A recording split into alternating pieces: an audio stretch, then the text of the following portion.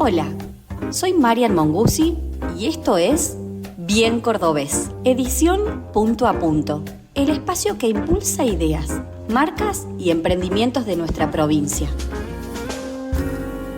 De la mano de los líderes del mundo empresario y expertos en los negocios, escucharás historias que merecen ser contadas por sus protagonistas. Relatos de quienes hacen, apuestan e inspiran. Esto es Bien Cordobés. Hola a todos y bienvenidos una vez más a un nuevo episodio de Bien Cordobés. Esta vez tenemos una invitada de lujo, una líder cordobesa. Ya como saben, vamos a hacer toda una saga de mujeres inspiradoras de Córdoba para honrarlas y hacerle honor a este mes tan especial de la mujer. La tenemos a Gise Beritier. Gracias, Gise, por estar acá. Gracias, Marian, un gusto. Gise, no te quería presentar un poco, nosotros lo que abrazamos desde Bien Cordobés es hacer un espacio descontracturado, libre, en donde nos podamos soltar y un poco contar desde los inicios de nuestra vida, de tu vida en este caso en particular, hacia cómo se fue dando tu carrera, que es súper conocida entre los que hacemos y los que seguimos las fundaciones en las que has encabezado hasta hoy por hoy siendo mamá y encabezando un montón de otros roles también como mujer. Sí, bueno, la verdad que, a ver, si vos me preguntás, yo soy economista y además también me vinculo mucho con el mundo emprendedor, ¿no? Y como economista, también con el mundo emprendedor y también con la educación, es que, bueno, fui desenvolviéndome en todos los espacios que tienen que ver con esto. Si vos me preguntás, ¿dónde se me ocurrió ser economista? Yo me acuerdo que tenía 8 años y había un tío, muy chiquita, pero siempre me gustó mucho estudiar y también me gustó mucho leer, ¿no? Era muy nerd. Entonces, ¿a qué colegio ibas? En Jujuy. Ah, mira, ¿Sí? Jujeña. Jujeña, mira. Exactamente, así que en realidad no soy te queda cordobesa. Nada detonada. No, es más, bueno, en realidad soy cordobesa, pero cuando era muy, muy chiquita, mis padres, mi padre médico, mi mamá vinculada al mundo de la educación, decidieron irse a vivir por una cuestión de oportunidades laborales a Jujuy. Entonces, desde muy chiquita me fui allá, o sea que si vos me preguntas de dónde soy jujeña, ¿no? Claro, porque claro. toda mi vida fue entre la quebrada de Humahuaca, el carnavalito, los tequis, ¿no? Así que la verdad que tengo esa vida y esa cultura que además amo, la cultura jujeña, ancestral, sí, ¿no? De los indios incas aymaras, norte, la verdad que es muy, muy linda. Sabia. Sobre todo, ¿no? Y bueno, esa conjunción de la colonia con la cultura aborigen, bueno, es muy lindo. Entonces ahí empecé a preocuparme o en realidad interesarme por el tema de la economía, porque tenía mi padrino, mi tío, que era economista, es economista, ahora ya retirado, pero bueno, venía de estar en Estados Unidos, en Harvard, en España.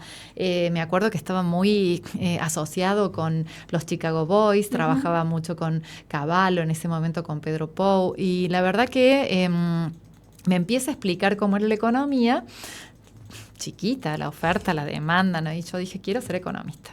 Entonces, a partir de ahí... ¿Esto sucedió a tus 8 años? A mis 8 años. Entonces, o sea, ahí vocación, dije... o sea, muy interna tuya. Es muy loco cuando eso sucede. Y bueno, la verdad que ahí agarré, empecé a averiguar cómo era, leía libros, ¿no? Y bueno, pasó toda mi primaria, mi secundaria, y me acuerdo que en casa me decían, pero ¿estás segura que vas a estudiar economía? ¿De qué viven los economistas? Me dicen, no. Entonces me hicieron anotar en contador público. Y porque en realidad el contador tenía un campo laboral bien determinado. Sí. Y la verdad que hice los primeros años de la carrera de contador y no, yo decía, me veía haciendo un asiento contable y decía, no, yo me mato haciendo esto. Balance. No, pero aparte que alguien me lo explique, ¿viste? En realidad lo entendía la lógica, pero no me veía haciendo eso. Y dije, no, bueno, yo voy a hacer lo que me gusta, así que me voy para el lado de la economía y así agarré y me fui. Me acuerdo, éramos 15 compañeros nada más, la carrera muy difícil en la Universidad Nacional de Córdoba. No, éramos muy pocas mujeres. Muy pocas. La mayoría, todos varones, mis profesores eran también, la mayoría varones también. Un nivel muy exigente, estamos hablando de la década de los 90, ¿no? Donde venía... La era dorada. Era la era dorada, ¿viste? Estaba toda la parte, la época de Menem, donde muchos profesores cordobeses estaban yendo para allá, en el gobierno ocupaban diferentes funciones, si no era la aduana, era la FIP, si no era la FIP, era la... Y así era el sucesivamente, semillero, ¿no? De los ¿no? 90 lo que sucedió en esa Sí, Sí, y bueno, y todos los profesores que salieron en realidad Caballo buscaba a los profesores de la Universidad Nacional, ¿no? Entonces era como una época muy reburbujeante, ¿no? Luego de allí, la verdad que cuando me recibo, y yo en ese momento ya me había puesto de novia y el papá del Matu era de allá del sur, de Villa Langostura. Entonces me agarra así como decir, bueno, a ver, me gustaría ver qué sucede allá, ¿no? Y me fui a vivir para el sur. Me fui a vivir a la Patagonia. Ah, me encanta. De por sí, una mujer trotamundo. Me encanta, por todos lados. Me encanta. Así que me fui a vivir a Villa Langostura y, claro, para mí era toda una aventura. Y de repente encontrarme en Villa Langostura siendo economista, dije, ¿qué hago aquí? Así que allí, bueno, tenía digamos, la ilusión de hacer una familia en un lugar divino, soñado, en montañas, con esquí, con todo.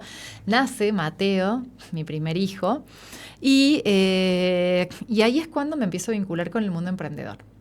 Porque me empezaban a buscar, claro, economista, que traía números, que sabía de proyectos de inversión, de rentabilidades, entonces me empiezan a buscar y empiezo a encontrarme ahí con el mundo emprendedor, donde empiezo a ver que le faltaban planes de negocios, le faltaban herramientas para ver cómo hacer un emprendimiento y empiezo a armar un proyecto relacionado a eso que cada vez empieza a ser más grande, ¿no? Y empieza a crecer. Entonces empecé a formar emprendedores de todo lo que era el Camino Siete Lagos, así que iba de Junín de los Andes, San Martín de los Andes, Villa Traful, Villa Langostura, Bariloche, ¿no? Sí. Y esta vocación tan marcada que tenías desde los 8 años, o sea, vos decías quiero ser economista, pero ¿sabías para qué querías ser economista o encontraste ahí en San Martín de los Andes el decir, che, para esto quiero ser? O sea, encontraste como ese... En realidad ahí me reconvierto, porque si vos me preguntás cómo me veía... yo renuncié a una beca y una pasantía en Nueva York para irme al sur. Entonces, si vos me preguntás, solo el amor pudo haber hecho eso, porque... Y aparte tan chica. No, tal cual. Era muy chica. Bueno, está bien que me recibí a los 23 años y la verdad que con un muy buen promedio. A los 24 yo estaba recibida, estaba trabajando y ahí es cuando me sale esta posibilidad. Era o la beca en Nueva York o irme al sur. Y en esto de Caro Cruz y que la vida es un gran casino, ¿no? Yo agarro y decido irme al sur. Entonces ahí realmente, si más de una sola vez, me preguntaba qué hubiera sido de mi vida si me hubiera ido a Nueva York, ¿no? Bueno, seguramente no hubiera nacido Mateo, seguramente no... ¿Viste? Todas esas cosas, y vuelvo a esto, ¿no? De que la vida es un gran casino, ¿no? Y... Hay que jugar. Hay que jugar, es así. Entonces, cuando estuve allá en el sur, bueno, finalmente no resulta, digamos, con el papá de Mateo, mucho decidía si me quedaba o no me quedaba, y yo amo Córdoba. La verdad que es una provincia que siempre me fascinó. Entonces, cuando tuve que decidir si volvía o no volvía a Jujuy o me iba a Buenos Aires, ¿dónde? Me volví aquí a Córdoba. Al centro. ¿No? Al centro del país.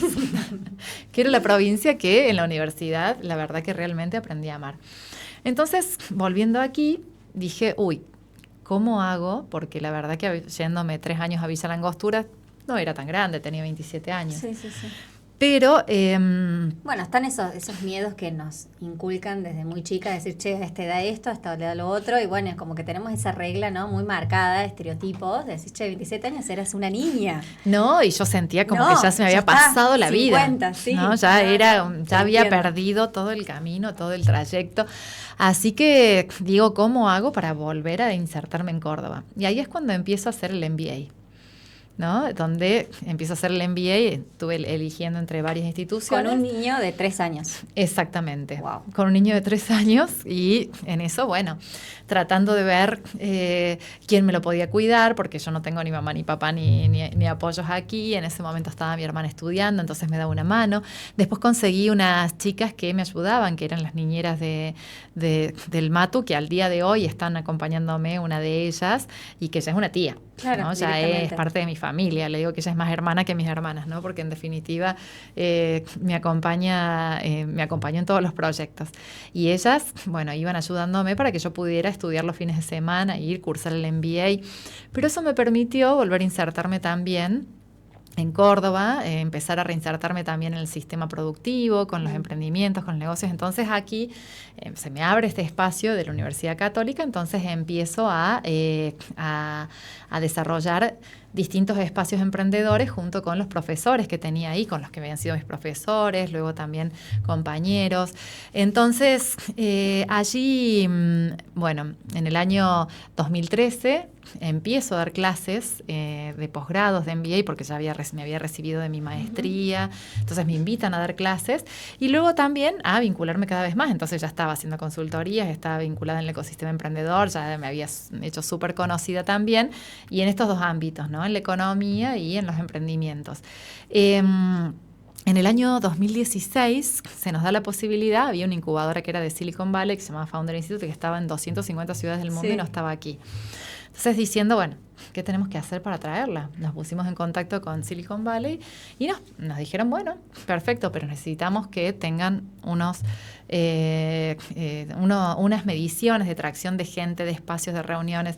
Entonces dijimos, esto no lo podemos hacer si no nos apalancamos con una universidad, y ahí sí nos apalancamos con la Católica, ¿no? Y sobre todo desde la Escuela de Negocios, que era el ámbito donde yo estaba dando clases, y logramos instalar y logramos que se instale un chapter de estos capítulos en Córdoba. Después, posteriormente vino Buenos Aires, posteriormente vinieron los otros. Primero desembarcó en Córdoba gracias a... Exacto. Y al día de hoy está muy consolidado. Al día de hoy todos los años saca nuevos emprendimientos, y te diría que es un sistema muy exigente de incubación, de preaceleración de emprendimientos, y de hecho trabajando muy en conjunto con todas las incubadoras de la provincia, de otras provincias también, con las aceleradoras, porque lo que hace es ubicarse en un intermedio en donde no está en la etapa inicial de incubación, ni tampoco está en la etapa de aceleración, sino que está en el medio, en ese valle de la muerte, ¿no? Que los emprendimientos necesitan escalar. Que muchos se pierden en ese momento. Sí, muchos mueren, ¿no? Mueren, sí. Exacto, es el famoso valle de la muerte. Entonces ahí es donde, con un sistema muy exigente, muy anglosajón, ¿no? Es que, pero adaptado a lo latinoamericano, porque en realidad los profesores son los mentores, son emprendedores o consultores, y todos de aquí, ¿no? Donde en realidad con buena voluntad aceptan tener horas de oficina para estar con los emprendedores y para poder ver, o sea que todo eso es mucha vocación, mucho, ¿no? Y la verdad que, bueno, esto fue en el 2016, o sea que este año ya... es más, sería ya el noveno año que hacemos correr año a año todos los capítulos, ¿no? Y eso, yo creo que los emprendedores que salieron de ahí salieron muy bien formados, y además se les abren oportunidades mundiales por la red que tiene el mismo Founder Institute a nivel mundial, donde incluso el otro día veía un grupo de WhatsApp que mostraban que unos colombianos habían participado, estaban en este momento en Silicon Valley, pero los cordobeses de acá le opinaban y le decían, nosotros lo hicimos también y aprendimos esto, y bueno, y cómo articulaban con el mundo, ¿no? Y luego en el 2020 es cuando en plena pandemia también me pasan dos cosas, ¿no? Que ahí son dos cuestiones claves también, que te diría, ¿no? Por un lado, organizamos el Club de Inversores Ángeles, que hablando con la que era presidenta en ese momento, Natalia Bartolomé, y Luis Bermejo de Alaya, decíamos, no puede haber un ecosistema emprendedor que avance si no hay un ecosistema inversor que acompañe. Y sin embargo, falta mucha formación, porque hoy los inversores que vemos en esta etapa del Valle de la Muerte, más que inversores ángeles, son las 3F, los Family, Friends and Fools, ¿no? Entonces, para que no sean tan fools, hay que formarlos. Entonces, ahí arrancamos con lo que fue la Escuela de Inversores Ángeles, donde al principio lo hicimos entre Alaya, el ICDA, después sumamos también, formamos Adventure, que fue al final otra fundación. Sí. ¿No? Y donde súper consolidada también. Súper se consolidó muchísimo, bueno, con todo un sector empresario que está acompañando también y que son los que se están formando en esta escuela.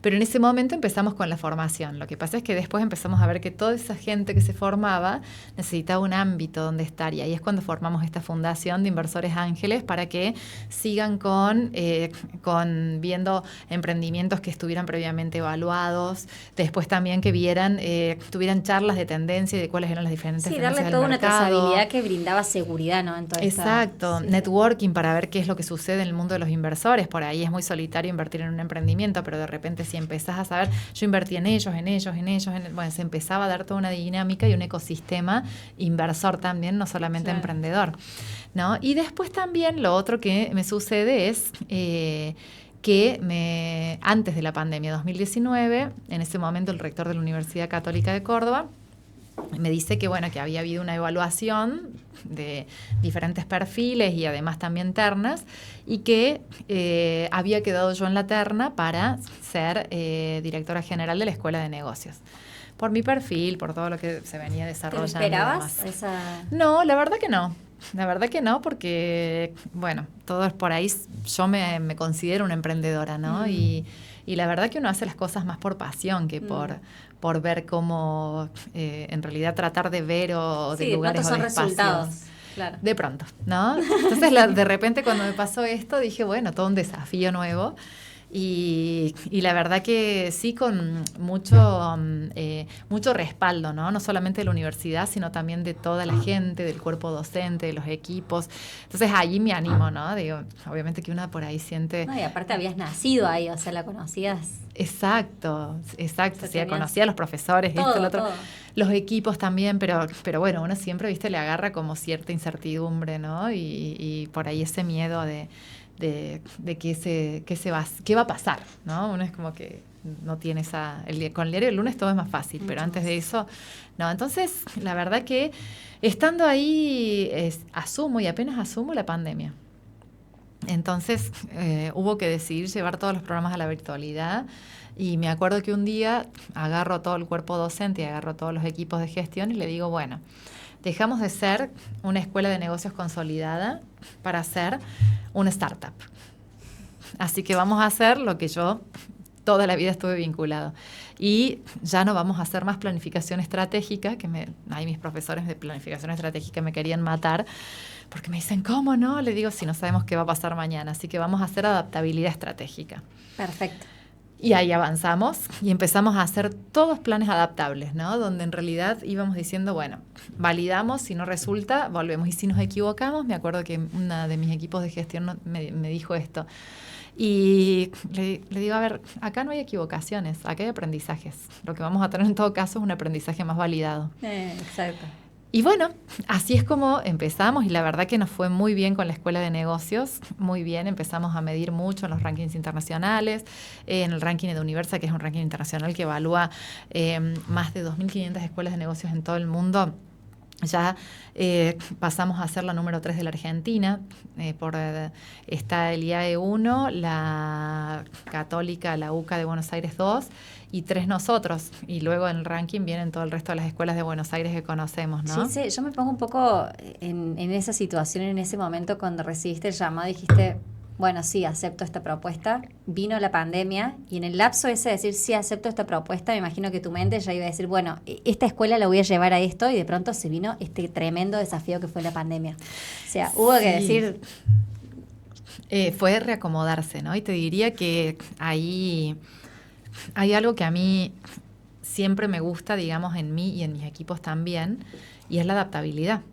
Ese se podría decir que es uno de tus fuertes. Sí, y ser lo suficientemente flexible para saber que los escenarios cambian, ¿no? Y no es fácil.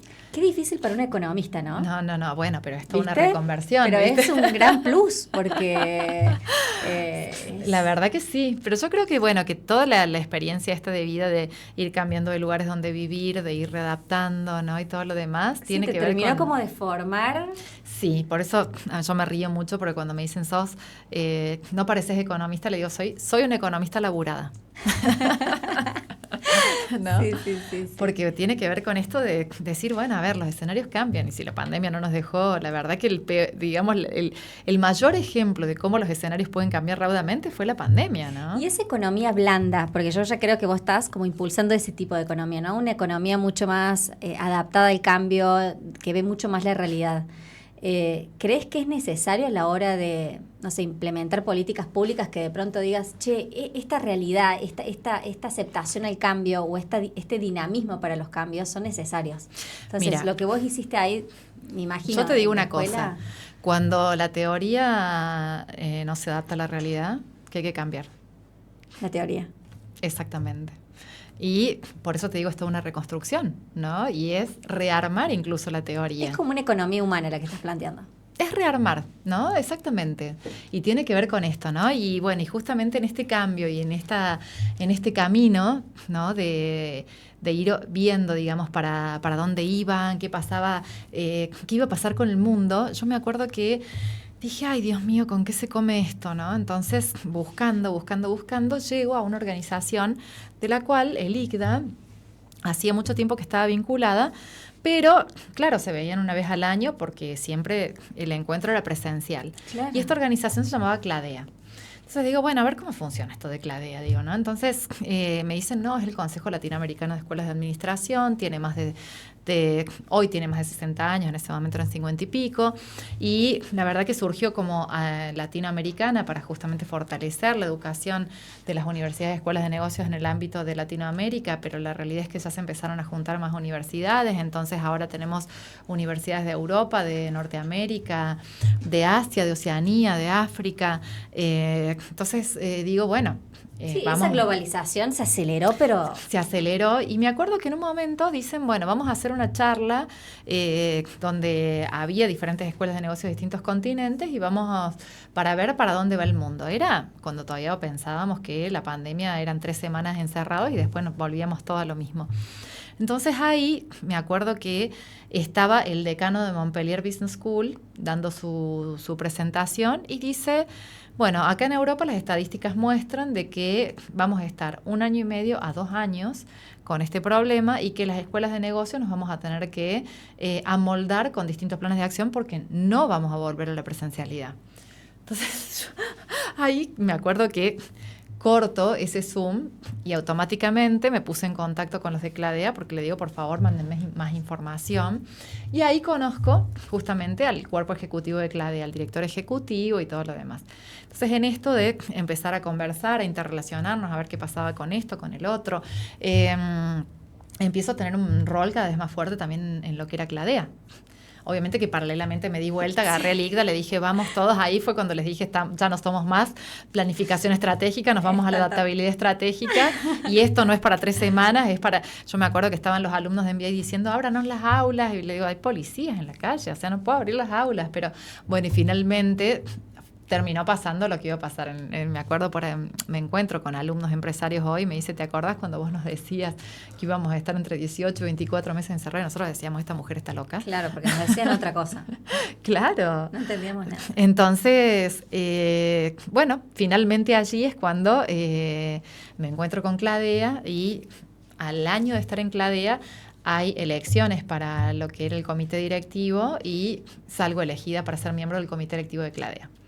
Entonces ahí ya me empezó a tocar liderar la organización, donde mucho tiene que ver el Zoom, ¿no? Porque en realidad nos reunimos por Zoom, los congresos, esto y lo otro y demás. Y bueno, ya teniendo participación y voz y voto en la mesa, el año pasado fue la elección para presidente. Tienen un modo que es como el del Rotary, donde en realidad hay un año de presidencia electa, donde se convive el presidente electo con el presidente que está en su último año. Luego hay un año de presidencia donde está solo y el siguiente año se le toca de nuevo al presidente saliente o al presidente que le queda un año convivir con otro, entonces van garantizando la continuidad de los hechos, ¿no? Y la verdad que sí, es modelo Rotary. Y bueno, y el año pasado salí elegida, ¿no? Donde fue justamente donde se eligen una convención de asamblea general por los rectores y decanos de todas las universidades del mundo, salí elegida presidenta. Así que hoy estoy como presidenta electa y en octubre ya asumo la presidencia definitiva. Claro, y después asumís ese tremendo rol. Sí, sí, sí. Así que bueno, en el medio de eso también se dio que si algo le faltaba a mi historia de emprendimientos, donde yo me vinculaba mucho con el mundo universitario, el mundo joven. Entonces es así como también en la pandemia se me acerca, Sergio Roggio, Valentina Sala Mercado del Instituto Cardiológico a preguntarme si no quería ser parte de Junior Achievement. Y ahí conozco la organización y la verdad que me encantó el impacto que tenía la organización a nivel mundial. Este año y es transversal a todo, digamos. A todo, porque impacta en los jóvenes, Sí. que era el último lugar donde me faltaba llegar. En realidad estaba metida en el mundo universitario, en el mundo tecnológico, pero no en los jóvenes Sí. de 15 a 23 años. Entonces, Y creo que Junior marca una huella en todos los que tenemos ese bichito emprendedor en el colegio cuando hemos tenido la oportunidad de vivir una experiencia de esas y marca una huella. absolutamente. Y Bien. realmente una organización que tiene un impacto tremendo. Y lo que más me gusta es que el 60% de los alumnos impactados por Junior son alumnos estatales de colegios públicos. Sí, sí, sí. Lo cual marca que no es una cuestión que por ahí se piensa por el mismo nombre en inglés y todo lo demás, porque en realidad la organización tiene más de 120 años, pero por ahí que se piensa que es una organización de élite y no, llega a jóvenes muy vulnerables también, impacta, cambia vidas. 15.000 alumnos por año Es un montón. son impactados por los distintos programas de Junior Achievement solo en Córdoba, ¿no? Entonces, realmente, y este año la organización fue nominada por cuarta vez al Premio Nobel de la Paz. Entonces estamos orgullosos con esa nominación. Ay, qué que es bueno. tremenda. Si te pones a pensar Tremendo. es muy fuerte, ¿no? Tremendo, fuerte, pero también es fuerte lo que hacen. Volviendo un poco a esa experiencia que tuve, me acuerdo cuando fui estudiante, sobre todo tengo 36 años, y en esa época era todo muy de manual, escrito, aburrido, y Junior vino como para romper todas esas estructuras. Claro, porque era Y el emprendimiento, te la juro, acción. yo entendía cosas que en una sala académica normal, habitual, con el profe al frente, tipo manual, no me entraba. O sea, Claro. Junior vino de una manera a romper con toda esa dinámica, y por eso yo me acuerdo y le tengo como un gran Qué aprecio linda, a así que esa- hiciste los programas de Junior. Sí, sí, en el cole, sí. Muy bueno. Y me acuerdo de cada uno de ellos. De hecho, también fuimos a un retiro, también un fin de semana. Creo que el final Mira de... qué Sí, lindo. sí, eso fue hace bastantes años.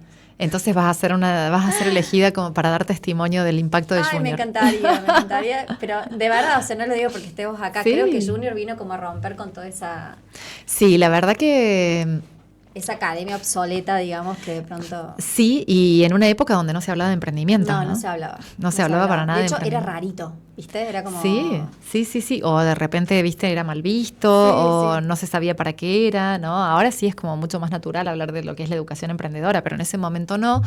Con lo cual, bueno, yo creo que Junior sí tiene un impacto, y bueno, no solamente ahora en lo que es emprendimientos, ¿no? Sino también en todo lo que es educación financiera, que es muy importante para los jóvenes. O sea, Después, es el ABC.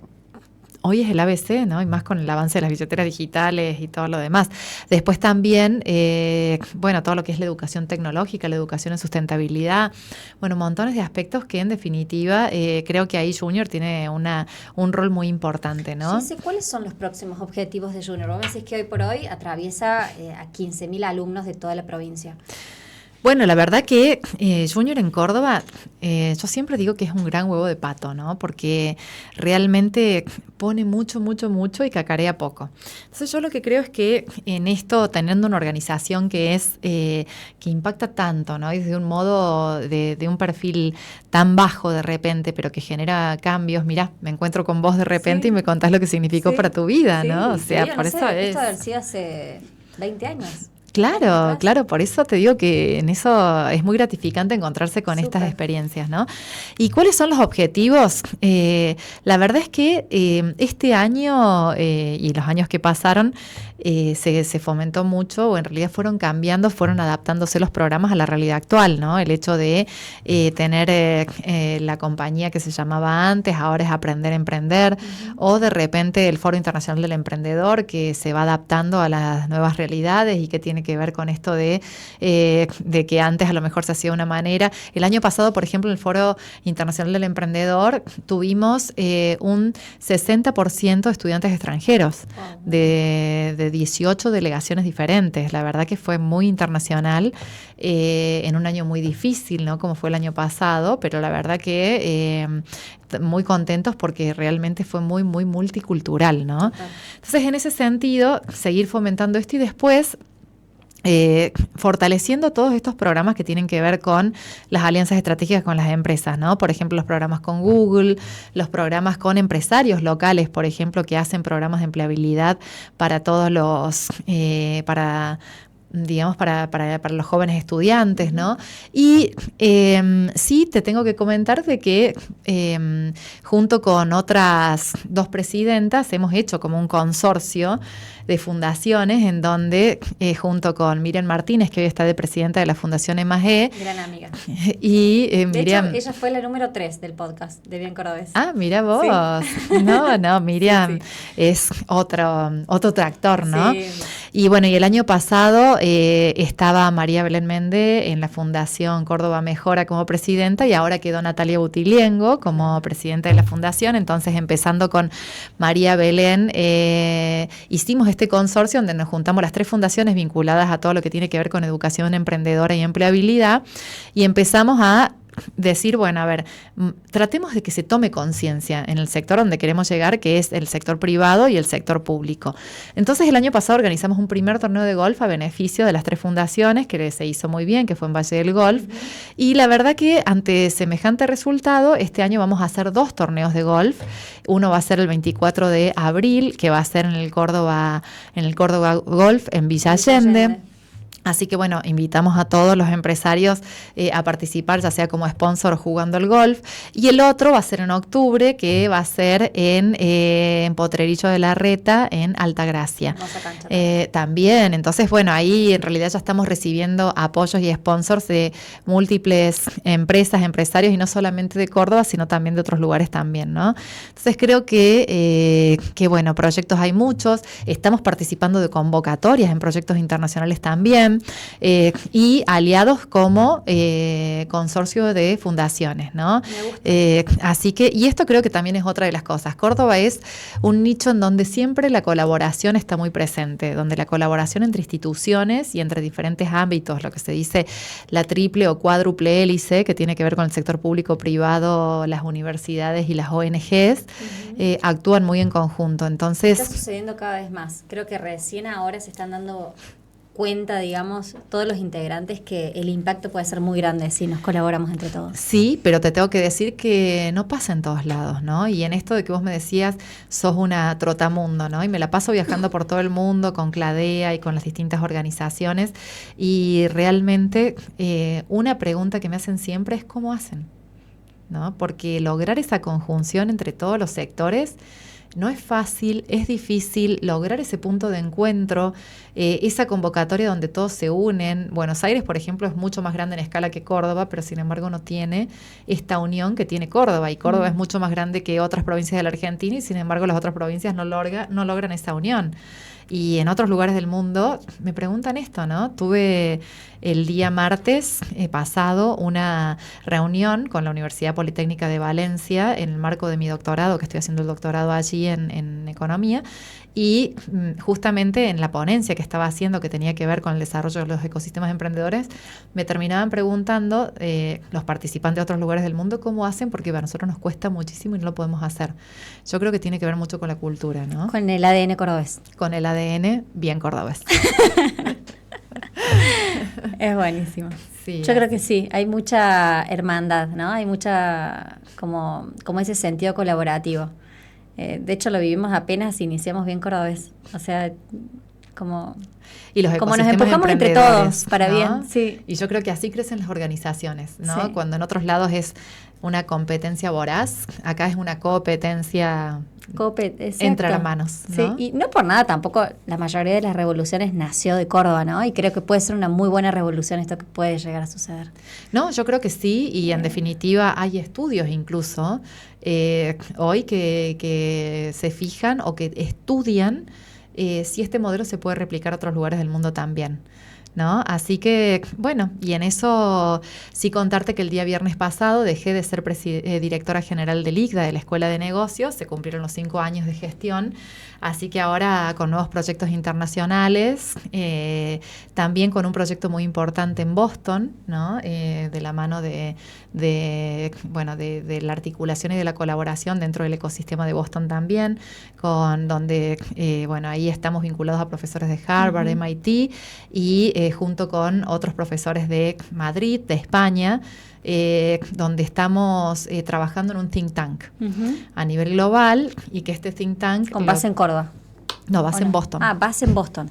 Con base en Boston, pero que en realidad lo que hace es el estudio de hubs, ¿no? De hubs de talento, de innovación y después de educación. Entonces, viendo cómo se conjugan todas estas variables, estos tres frentes, y que hacen que las distintas ciudades sean muy prometedoras, pero por eso, ¿no? Porque en realidad lo que veíamos con todos estos académicos era que se medía, por un lado, el ecosistema de startups, por otro lado, el ecosistema de inversores, por otro lado, el ecosistema educativo, por otro lado, dijimos, no, pero todo esto es un cúmulo, por otro lado, las políticas públicas, por otro lado, las industrias estratégicas. Juntamos todo en uno y estamos armando un gran reporte a nivel global que, mira, te estoy dando la primicia, va a salir dentro de un mes, más o menos, cuando terminemos de conciliar toda la información. Y esto es segmentado, digamos, más allá de que juntan todas estas partes, ¿segmentan cada una de las locaciones o esto mirado a...? Claro, lo que se está haciendo es, con un estudio de 250 ciudades, lo que fue muy difícil fue reunir la información a nivel global para poder ver que justamente sea medible y comparable, ¿no? Claro. Entonces, está haciendo un estudio tremendo de distintas bases de datos, no solamente de la OCDE, de Banco Mundial, sino también de organizaciones a las cuales les compramos información, como Oxford Economics, la Universidad de Oxford, o si no Statista, que saca sus reportes también, pero se dedican a esto, ¿no? A tratar de reunir información actualizada y de buena calidad.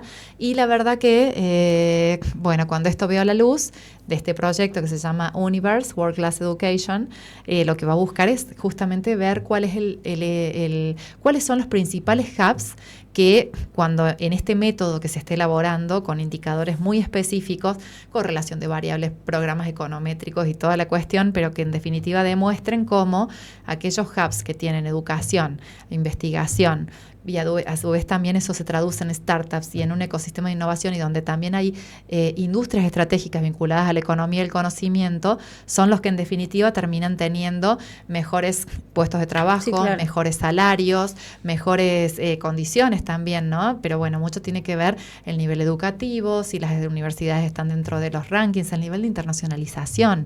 Nos hemos inspirado en estudios de la Universidad de Harvard donde hablan de justamente cómo el talento inmigrante, es decir, los lugares que tienen perfiles, claro, exacto, inmigración o en realidad mucha internacionalización, terminan mostrando de que ese perfil es el que se forma, en definitiva, dándole cabida a esos cerebros, son los que después impulsan a un progreso y una mejora de bienestar. Claro, y no al revés como se creía hace unos años. Exactamente. Así que bueno, después te cuento cómo sale todo esto, que es el nuevo gran experimento. Qué divertido. Gise, vamos un poco a la parte personal. ¿Cómo haces con todo? Bueno, primero tengo una familia hermosa, ¿no? Tu base, la base, tu pilar. Es el pilar donde contiene y donde además me pasa que cuando me ven durmiendo la siesta me preguntan si me siento bien. Entonces no me dejan dormir la siesta. Si no fuera por ellos, que son todos varones, ¿no? Así que son todos los varones que me acompañan, me promueven, saben que a la mamá hay que dejarla, ¿no? A la mamá hay que dejarla que vaya, que vuelva, que haga esto, que haga el otro. Y yo con ellos valido mucho, comparto mucho, les pregunto mucho qué opinan, cómo ven las cosas. Pero si no fuera por una gran familia que en definitiva está siempre de soporte. ¿Van a ser emprendedores ellos? ¿Cómo te ven a vos? Yo creo que sí, ¿no? Por lo pronto, bueno, mi hijo Mateo es un gran viajero. Bueno. Se la pasa viajando con todo esto de que uno le traslada, sí, esto de la internacionalización, siempre va a estar haciendo experiencias en otros lugares. Y Tomás, que es el que tiene 14 años, realmente está muy interesado en ver cómo él le encanta la tecnología y él quiere tener su propia startup o ser CEO de Microsoft y querer estudiar en los principales hubs tecnológicos. Me dice, tengo que ir a Boston ahora en junio y me dice, mamá, yo voy con vos porque quiero conocer Harvard, MIT y todo lo demás. Así que bueno, y en definitiva ellos, yo creo que sí. Si vos me preguntás, ellos tienen en ese ADN, o sea, le pudiste transmitir el amor por eso, o sea, más allá de ver una madre que amanecía muy temprano y terminaba muy tarde y en vez de verlo con un tema de decir, bueno, quiero una mamá más presente, no, o sea, sienten amor y admiración por vos. La verdad que Bueno, es lindo lo que decís y no sonaría muy soberbio si lo digo yo, ¿no? No, pero a ver, Pero- es algo muy difícil para las que somos mamás y decimos de pronto, nos encanta trabajar, nos encanta generar algún impacto, ¿no? Sea cual fuera, digamos, el Yo propósito una vez tuve después de una cada conversación una. muy linda con mi hijo de 24 años. Como todo adolescente en la secundaria tenía sus berrinches, iba, venía, ¿no? Y de repente discutíamos y que el colegio, que se llevaba materias y que quería salir y todo lo demás, ¿no? Y de repente que mamá trabajas mucho. Y luego, no hace mucho, hace un par de años atrás, me dijo que gracias por todo lo que le enseñé, que él le encantaba todo lo que había hecho su mamá en la vida y que estaba muy contento porque él siente que si bien a lo mejor su mamá trabajaba, no estaba mucho tiempo con él, el tiempo que estaba era tiempo de calidad. Entonces me dijo, no hacía falta que estuvieras todo el día al lado mío, sino que el tiempo que estabas. ¿No? Porque por ahí a las madres mucho nos juega la culpa, ¿no? La culpa de no poder estar, y eso es permanente, todo el tiempo vivimos Ahí con quería culpa. ir, a ese lugar, digamos. No, eso es inalienable. O sea, la culpa es inalienable. O sea, nunca la vamos a poder superar, ni aun cuando son grandes, ¿no? Así que, de hecho, en mi reciente viaje que estuve compartiendo con mi hijo Mateo, era parte también de redimir esas culpas, de decir, uy, no estuve de chiquito cuando necesitaba esto, y de repente yo estaba trabajando allá, no sé qué, y él ¿qué me habré perdido, no? Y de repente, me ha pasado de tener que pasar más de un cumpleaños mío en otro lado porque me salía una oportunidad laboral de trabajo en otros lugares, y bueno, llegaba para estar después, ¿no? Pero el cumpleaños mío, ellos no estaban, ¿no? O sea, yo no estaba. Este año me va a pasar lo mismo, tengo que decirte, porque tengo que estar en otro lugar del mundo, con lo cual, bueno, le digo, lo festejaremos después. Cumpleaños son todos los días, Navidades son todos los días, Año Nuevo son todos los días. Cambia la fecha. Exacto, pero sí decirles Pero seguís siendo taurina. Eso sí. Taurina. Siempre. Laburada, ¿viste? Por las taurinas somos muy estructuradas. Bueno, sos una economista y una taurina laburada. Imagínate. Pero sí, ¿no? Y creo que ahí como mamá y mamá mujer, y que siempre estamos tratando de romper techos de cristal y progresando en mundos de hombre. ¿Te fue fácil o te fue difícil? A ver, yo lo que creo es que a ver, nunca me planteé el si tenía que competir contra un hombre, era competir por la igualdad de oportunidades, sea hombre o mujer. No me planteé esto. Sí, es cierto que cuando me doy vuelta o cuando participo de reuniones, somos muy pocas las mujeres, a veces ninguna, y bueno, y uno tiene que estar allí. Y yo diría que a lo mejor nos toca mucho empezar también a masculinizarnos, ¿no? Porque esto, digamos, dicho en esos términos, pero en otros términos es ser más práctico, empezar a hablar, así como cuando uno va a Estados Unidos y empieza a hablar con los códigos de Estados Unidos, o va a Europa, empieza a hablar con los códigos, bueno, a ver, no estamos en un mundo de hambre y bueno, nos tenemos que mover con esos códigos también, ¿no? Y sí, también los hombres se han adaptado mucho, ¿no? A un mundo donde hay mujeres. Entonces, sí, yo lo que creo es que